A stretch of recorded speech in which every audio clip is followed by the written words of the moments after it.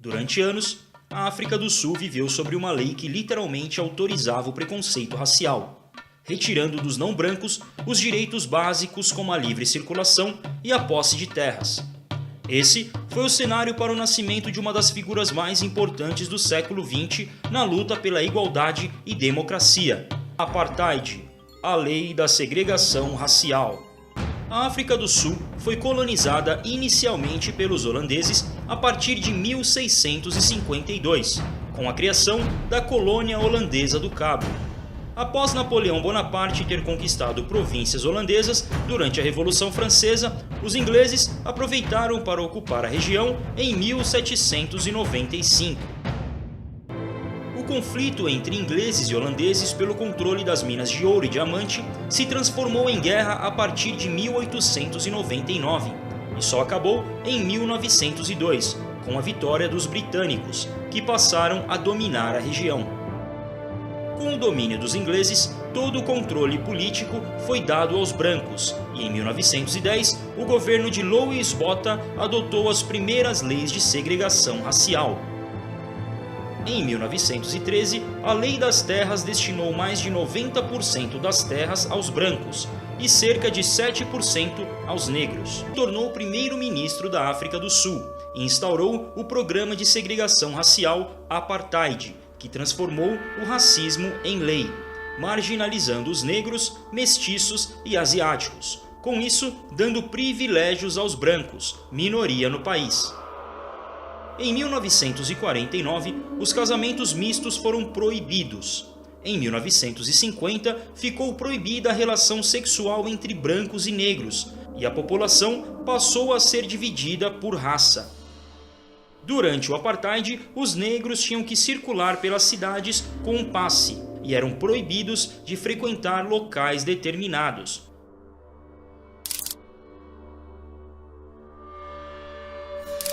No dia 21 de março de 1960, 69 negros foram mortos em uma manifestação contra a lei do passe, na cidade de Sharpeville.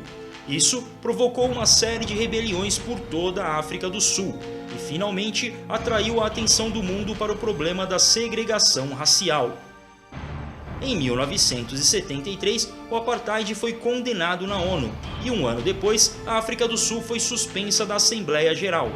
Mas pouca coisa mudou e em 1976 quase 600 manifestantes foram mortos e 13 mil foram presos num protesto pacífico em Soweto, subúrbio de Joanesburgo, o que foi um dos episódios mais sangrentos de todo o Apartheid.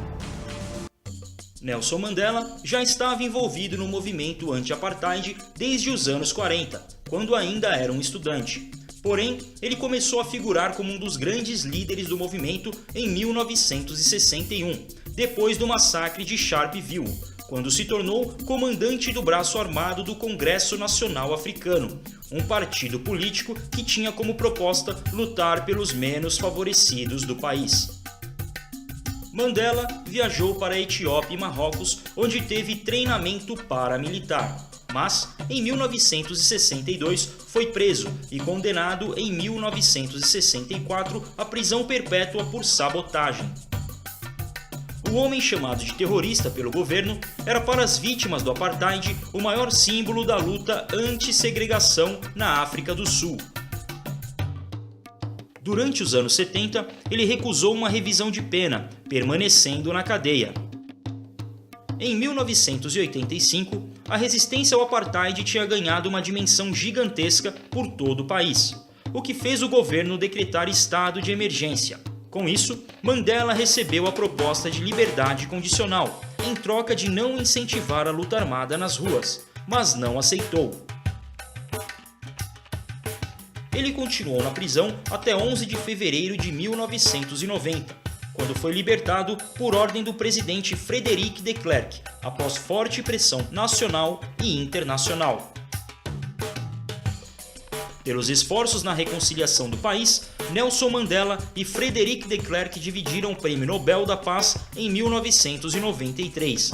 E em 27 de abril de 1994, com o direito do voto assegurado para todos os cidadãos, Mandela se tornou o primeiro presidente negro da África do Sul. colocando finalmente um ponto final à lei do apartheid.